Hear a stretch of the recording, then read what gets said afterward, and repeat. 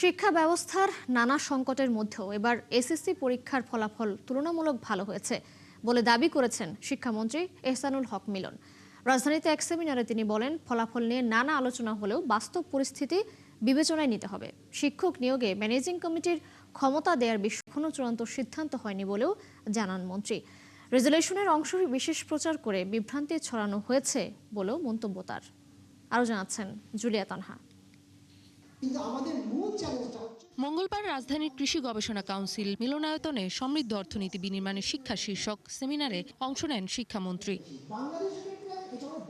এ সময় তিনি দাবি করেন, বিভিন্ন সংকট ও সীমাবদ্ধতার মধ্যেও এবার এসএসসি পরীক্ষার ফলাফল ভালো হয়েছে। এবারে রেজাল্ট ভালো হয়েছে বিকজ আমাদের স্কুলগুলোতে শিক্ষক নেই, আমাদের দেশে টার্মোয়েল চলেছে, করোনার পরে পড়ালেখা ডিস্টার্ব হয়েছে, ক্লাসরুম এডুকেশনগুলো ঠিক মতো হয়নি, সব মিলিয়ে তারপরে যে result, to me it is a good result.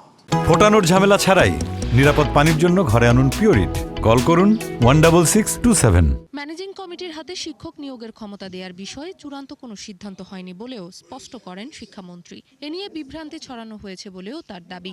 একটি মিটিং এর রেজুলেশনের আলোচনার জায়গাটুকু কেটে কোন গুপ্ত এক লোক মন্ত্রণালয় থেকে আলোচনায় যতটুকু হয়েছে অতটুকু কেটে দিয়েছে, কিন্তু তার নিচে যে রয়েছে মাননীয় মন্ত্রী সেটাকে দেখবেন, পরীক্ষা নিরীক্ষা করবেন, তারপরে সেইটার প্রজ্ঞাপন জারি হবে।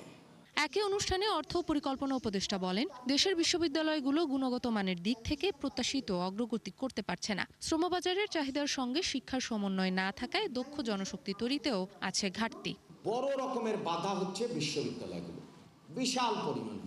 কিছুক্ষণ আগে বলা হলো যে পাবলিক ইউনিভার্সিটিগুলো ভালো করছে। I don't find it that. Julia Tanha, ৭১, Dhaka.